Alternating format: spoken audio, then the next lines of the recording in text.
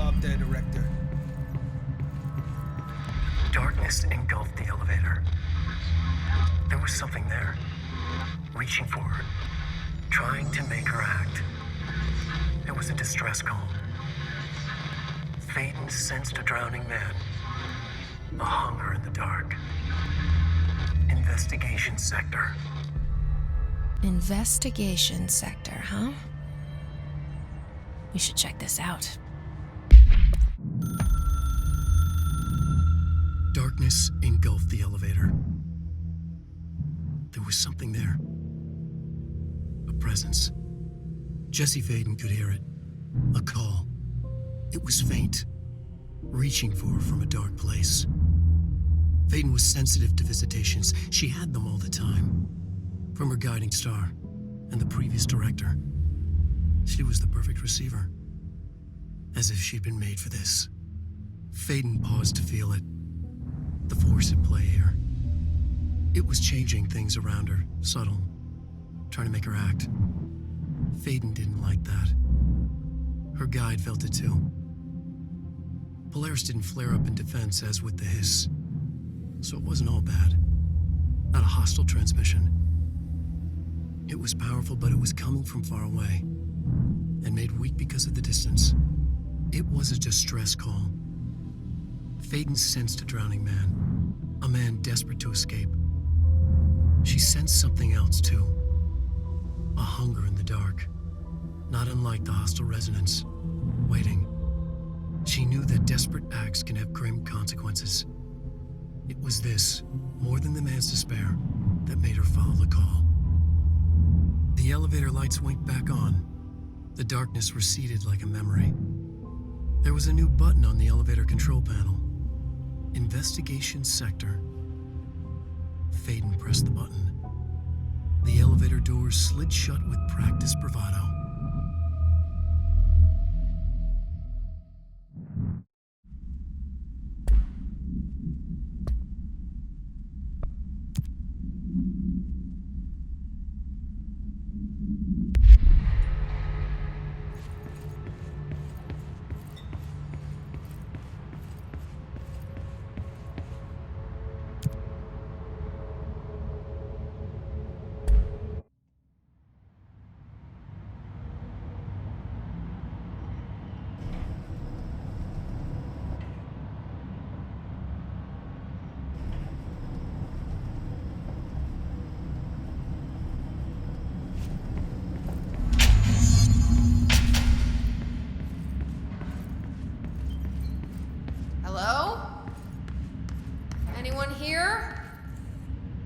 Guess not.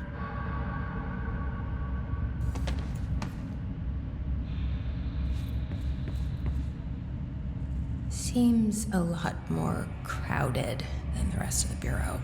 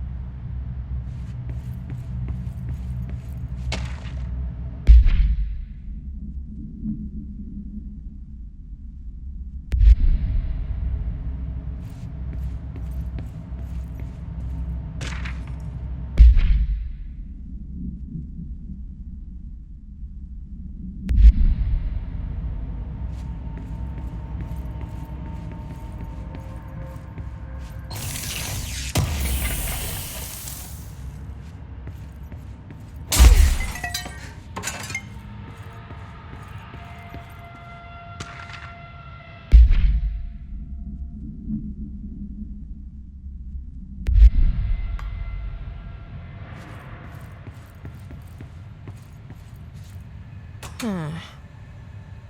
not working. Probably a loose power core somewhere.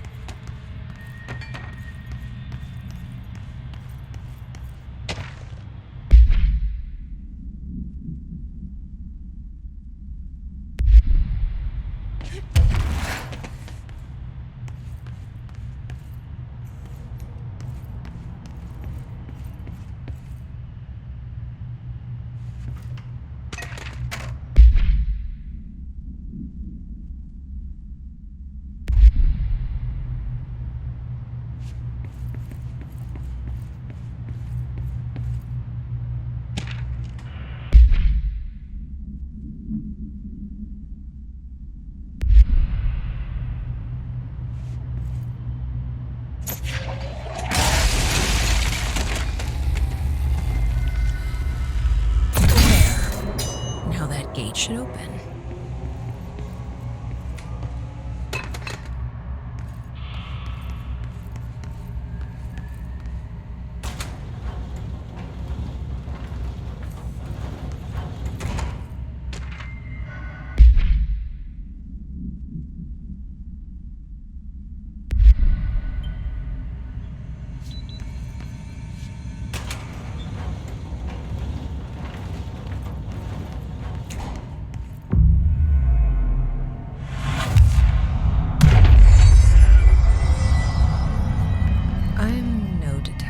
But something definitely happened here.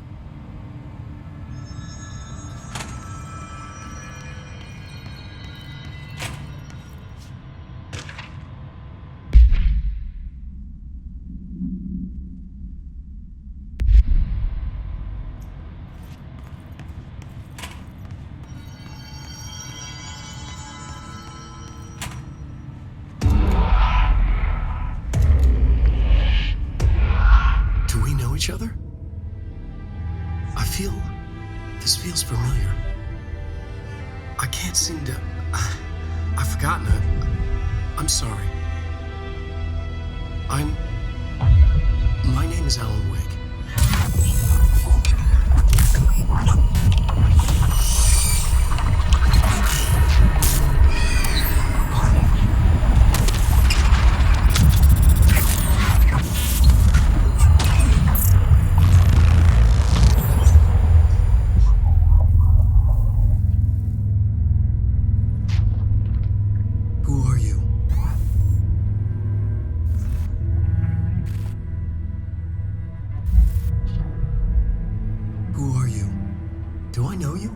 Friend Tom Zane. There's nothing to worry about. Tom, the poet, the diver, you look different. That was just a role, a character, the protagonist I played in my old film. I'm a filmmaker, an auteur like yourself. We're working on this together, remember? An artistic collaboration.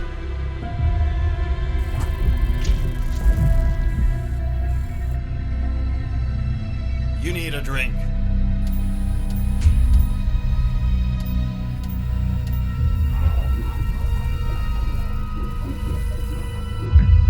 Gippes.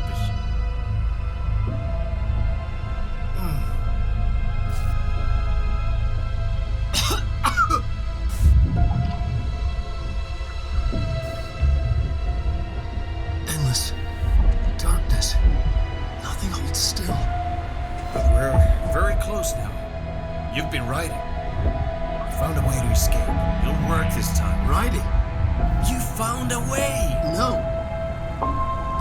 I don't... Wait. There's something.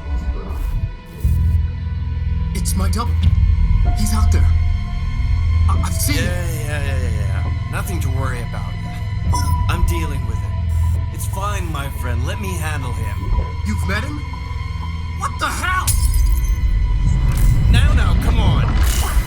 You misunderstand me.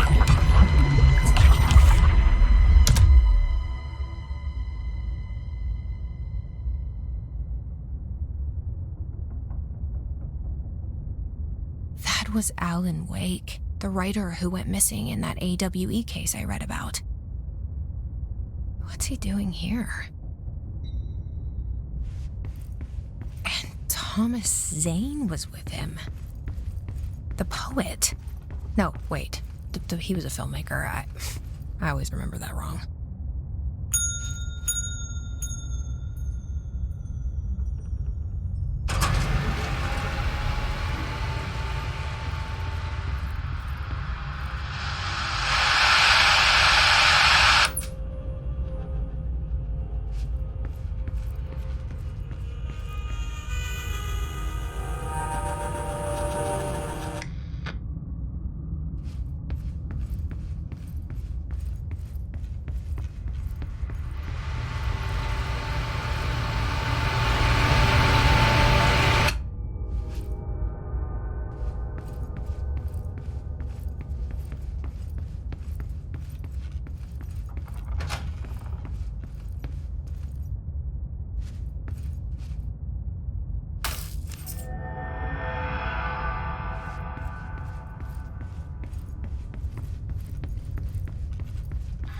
Dr. Emil Hartman, devoured by hungry darkness, became the thing that had been Hartman. Broke loose, killed everyone it could, lurking, roaming, waiting. Then something else came, a resonance. The thing that had been Hartman went through another change.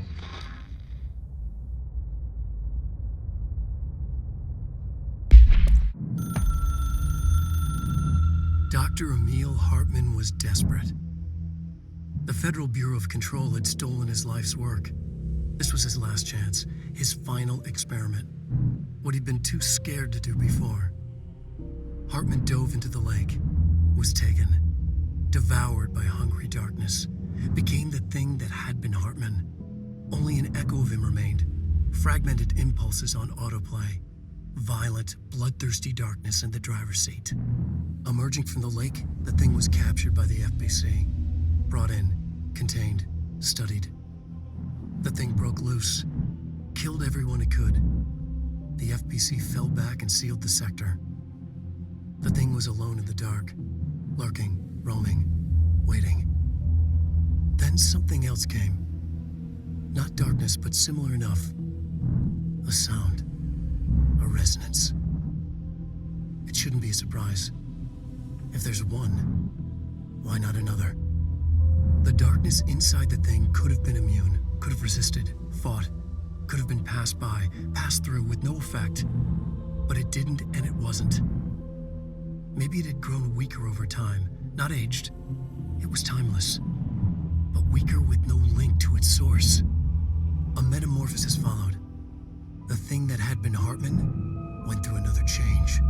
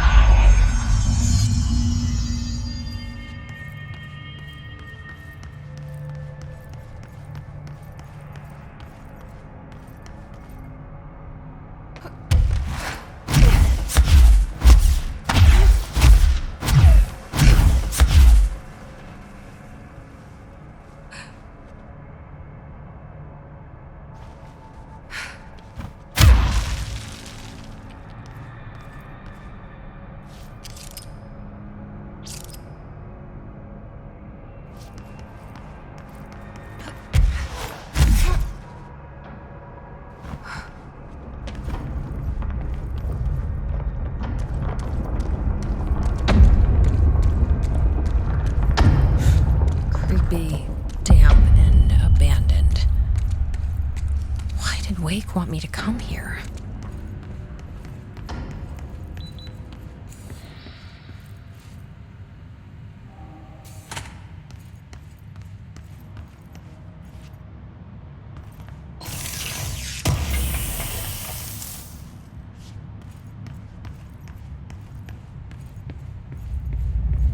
That doesn't look like a house shift. Do I even want to know?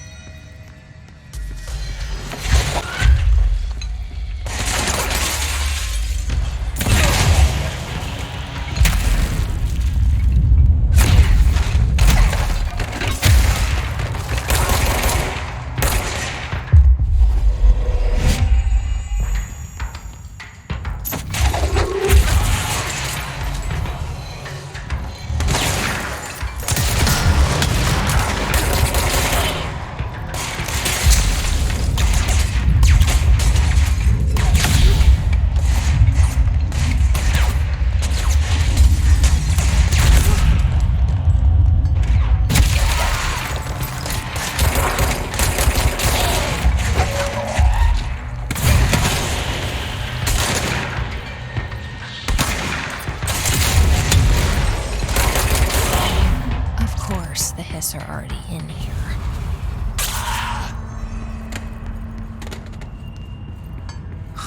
Whoa. Looks like the house has gotten a little wild in here.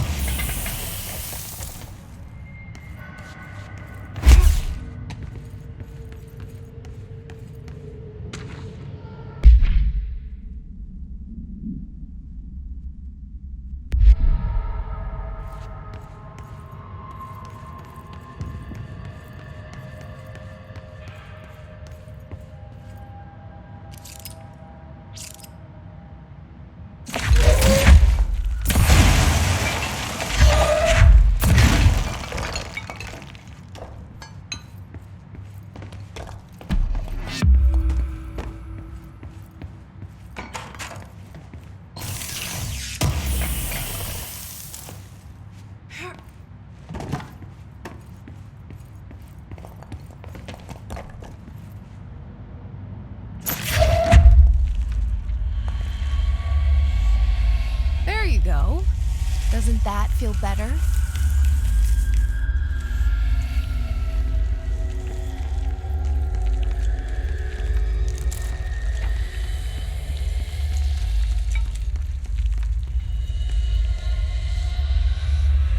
Welcome back to the land of the living, little buddy.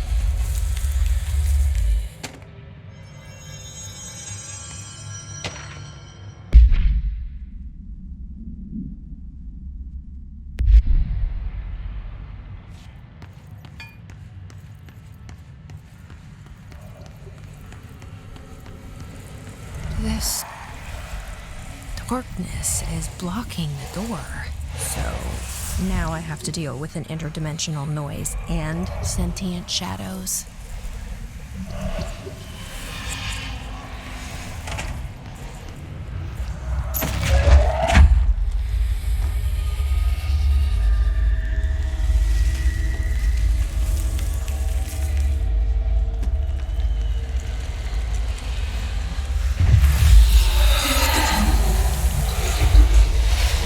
Burns it away, huh? makes sense.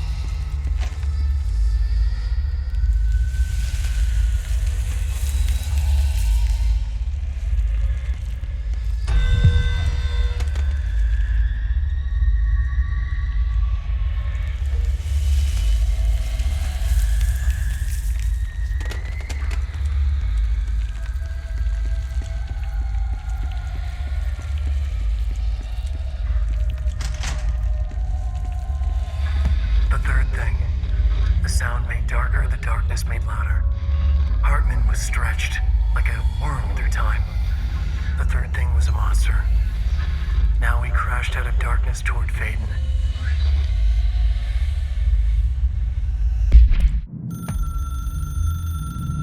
The resonance carves its way through the thing that had been Hartman, vibrating, remolding.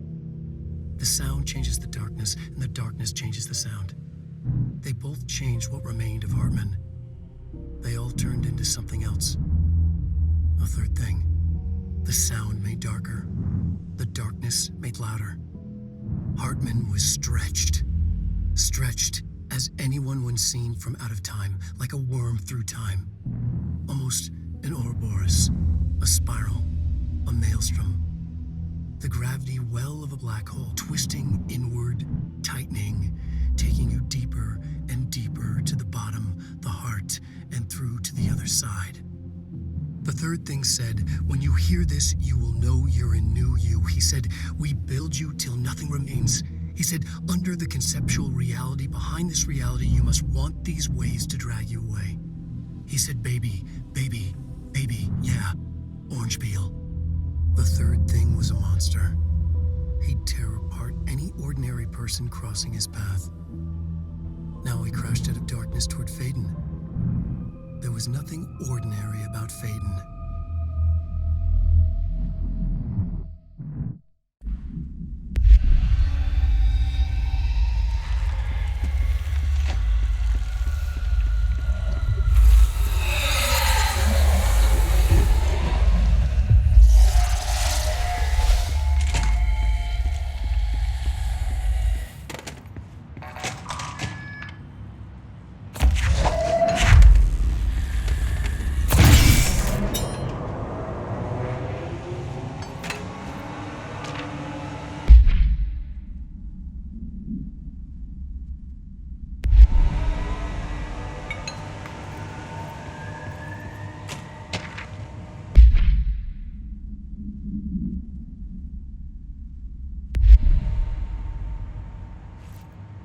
My understanding of the darkness is fragmented, incomplete.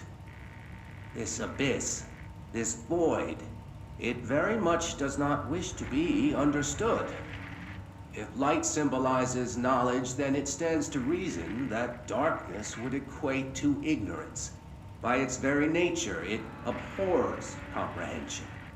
Of course, my own nature drives me to comprehend all.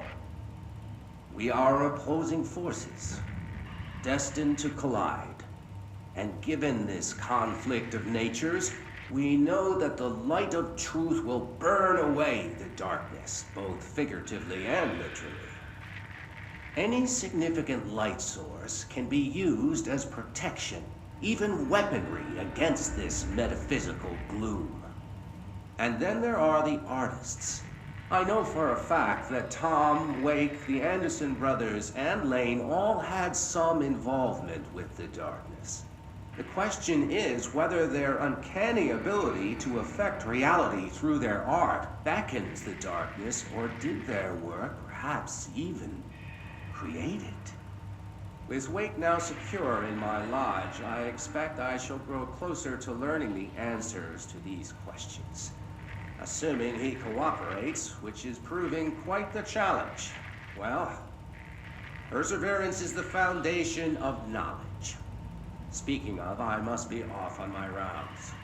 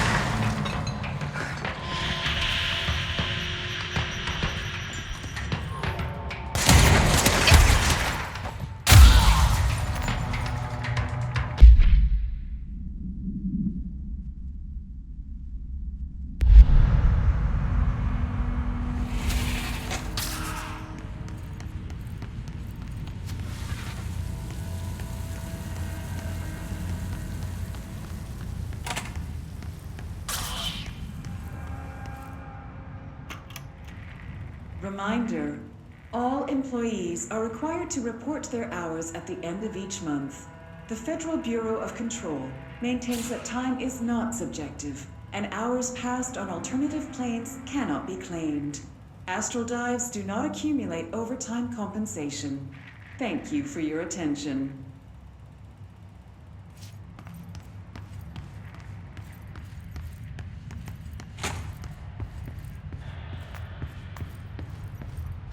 Agent Fisher, day 6 inside the motel.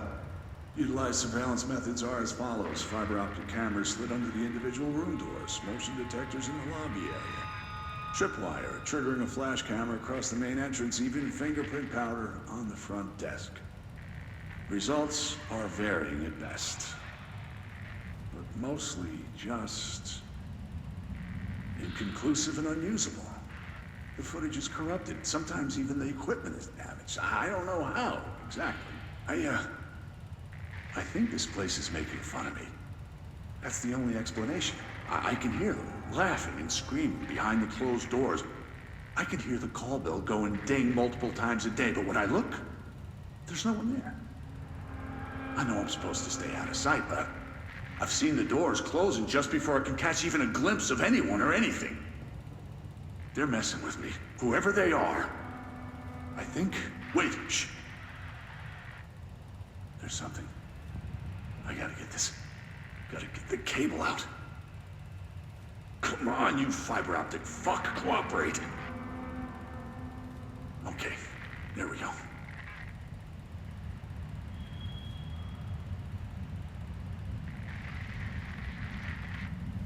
All right, that was faint, but I definitely heard movement coming from the hallway. I think I might have finally caught one. Ha! The recording better work this time, or I swear to God I'll... What? Hello? Who's there? Oh, shit. I'm with the FBC. Move away from the door. I have a... Where's my...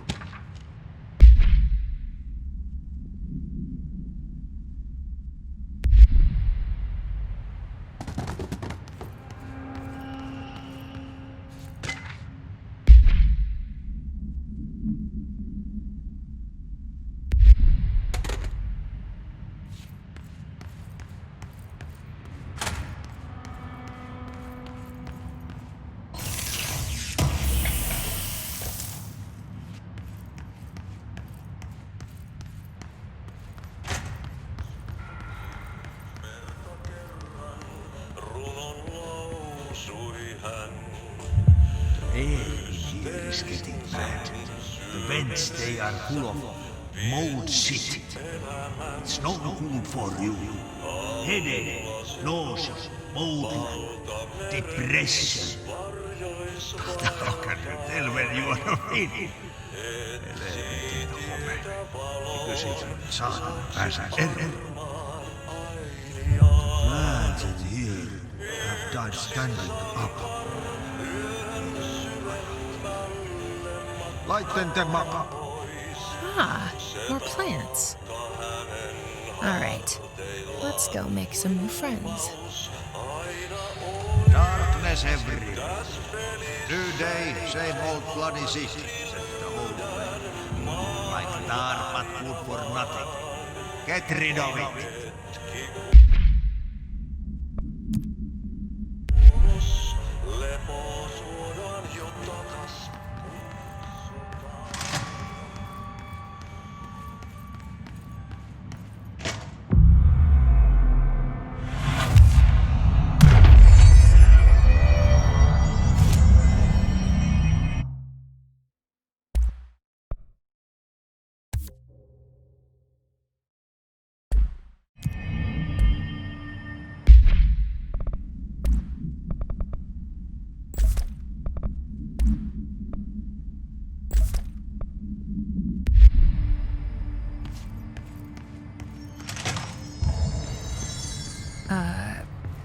I don't feel right. Something in this darkness is draining me.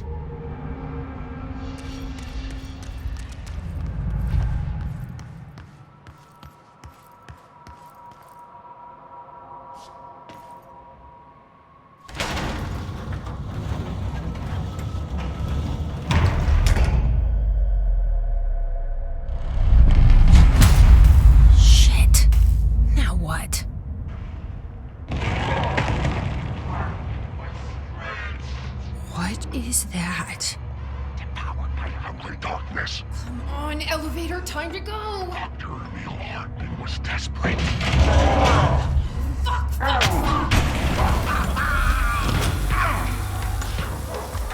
So you don't like the light? I can use that.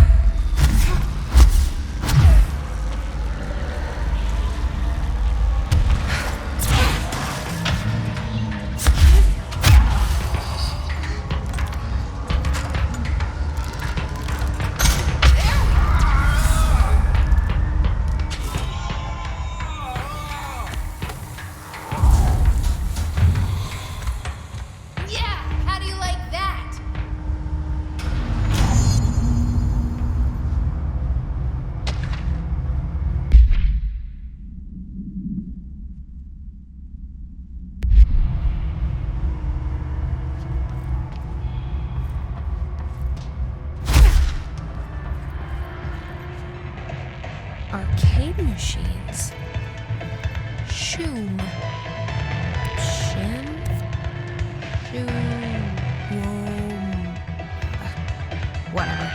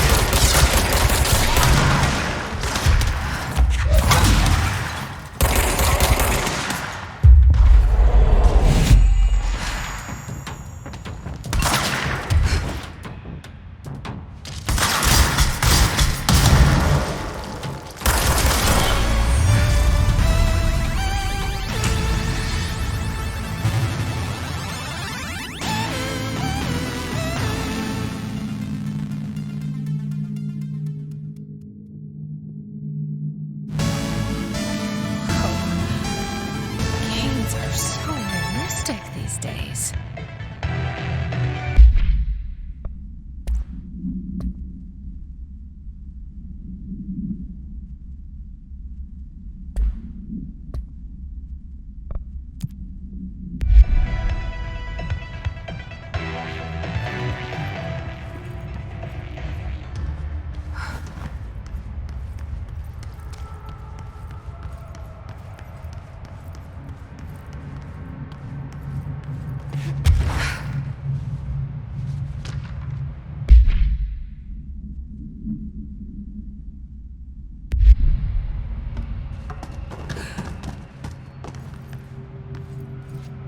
Brian Hennerman, 21 years old, resident of Southern Texas.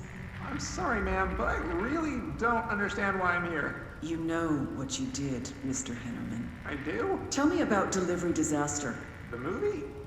I mean, it wasn't very good. That's not what your review said, but we'll come back to that.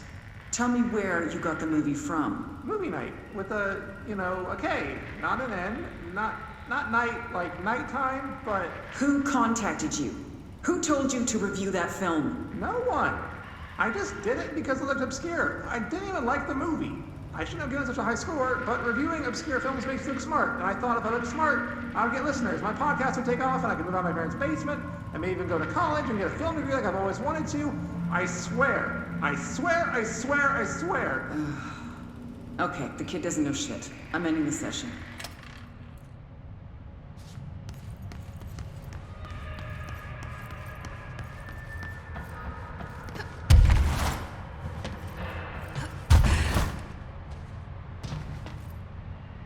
Okay, this room is really intimidating and all, but I know my rights. It's not a crime to try and get a book signed. Making unauthorized contact with a dangerous paranatural entity is indeed a bureau offense, Mr. Langston, and can be prosecuted as such. Okay. Well, I didn't know that. Listen, this is being blown way out of proportion. All that happened is I heard Dr. Hartman had been brought in, and since I'm a huge Alan Wake fan, I thought it'd be cool to get a copy of The Creator's Dilemma signed. That's a book that Hartman wrote about... We know what it is. Okay, good. So yeah, I was just looking to fill out my Wake collection. I certainly didn't know Hartman had turned into some kind of shadow zombie. That's a completely inaccurate description. Whatever, listen, I'm just a desk jockey. I sort papers, do data entry, that kind of stuff. Don't come down on me like this. I made one mistake. I mean, I see people break the rules all the time and no one is pulling them into dark rooms to yell at them. Yesterday, Dave Gleason and his crew were talking to that empty spacesuit and laughing their heads off. We're letting you off with a warning, Mr. Langston. But this is going on your record, so one more screw-up and our next chat won't be so friendly. Great. That is just great to hear, guys. Thank you. Thank you so much. Hey, is there any chance I could get my copy of The Creator's Dilemma back? Get out.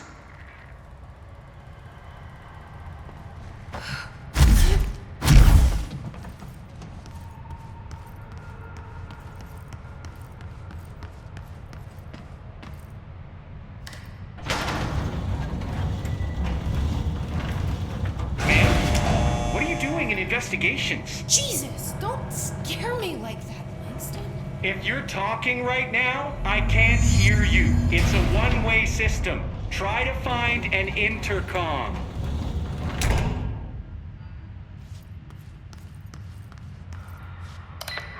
Langston, it's me, Jesse. I know. I can see you on the monitors. The cameras in there haven't worked since we sealed that sector off a couple years back. Let me guess. You sealed it because of the monster guy. Wait, did you see Dr. Hartman? Jesus, I really wish you hadn't opened that fire break. Okay, listen, you need to find Hartman and kill him before he gets out into the Bureau. That thing is a person? He was a person. We brought him here to study after he was, altered in an AWE. I forget the medical word for what happened, but now light physically hurts him. Do you have a flashlight? No. A lantern? Headlamp? Oh yeah, flare gun. Oh, Christmas lights. You could wrap them around your... I don't have any of those, Langston. Shit. Okay, well, I'm sure you'll think of something. I'll keep an eye on you from the panopticon. This is kind of exciting, right? Maybe from where you're standing. Right, okay. Well, break a leg. Oh, why did I say that? Okay, this Hartman thing can't have gotten very far. Let's go flush him out. Langston was right. This is kind of exciting. It's just nice to have someone to talk to, you know? Ever since I got put in charge of the Panopticon, people treat me different, like I'm crazy for wanting to work with altered items. People just don't understand the altered items like I do, you know? I don't want to brag, but it does take a very empathetic mind to connect with the items. Still, I don't know why people are making it so personal. Right. I mean, the teams in research handle paranatural materials every day, and no one thinks they're weird. Well, maybe that's not true. Darling is famous for being a bit out there, but when he's weird, it's charming. Altered items really aren't that frightening once you get to know them. If you figure out what they like or don't like, you know, what sets them off, then there's nothing to worry about. I guess at the end of the day, we're still just wild animals scared of our own shadows. We're supposed to be on the same team, but sometimes it feels like it's every department for themselves, like it's a race and we're all trying to be number one. If it is a race, though, I'd say Darling is a mile ahead of everyone else. He was Trench's golden boy for years, but that relationship has gotten pretty tense, or so I've heard through the grapevine. Not that I spread rumors, just, you know, people talk. Not me, though. I keep my nose to the grind. Too much work to do to focus on those kinds of things. I need to stay focused so I can get my work done and get home to feed Alfred. He's of just course, gonna talk forever, can't always isn't he? make it home for mealtime, so I have my neighbor check in on Alfred at 7 o'clock if I'm not back yet. She's very nice. Her name is Maria. She's older. She came to New York in the 50s to attend school and has been here ever since. She has a couple of kids. I met them at Thanksgiving. Big family. Very nice people. Anyway, she has a key to my apartment, and she gives Alfred his dinner if I'm not home. I'm gonna have to buy her a nice fruit arrangement as a thank you after this. I'm missing a lot of Alfred's meal times. She's probably gonna have to go to the store for more wet food. I'll have to remember to pay her back. Hold on, let me make a note. Pay back Maria for Alfred's food. Okay. Oh, one more thing. And buy her a fruit arrangement. All right, done. Are you a cat person? I don't think I ever asked. You seem like one, though. You'd like Alfred. He's very proper. Really carries himself well, you know? I named him after my favorite poet. Felt like a good fit. I got Alfred just before Sylvia died when I was at the... You know, I don't really remember where I got Alfred from. But, boy, those two did not get along. Oh, no. Sylvia thought she owned the place. Didn't like me getting in her way, scratched me more than once when I was just trying to move her food bowl. That cat was a real asshole. Wow. I'm realizing now that That's language kinda was harsh. not entirely, professional. You see, Sylvia didn't tolerate most people, or animals, or anything. And that's what I meant when I said asshole. I would never use that word about a person. It was just, hey, there's a light flashing on the console here. I gotta, check this out. I'll get back to you later. Real smooth, Langston.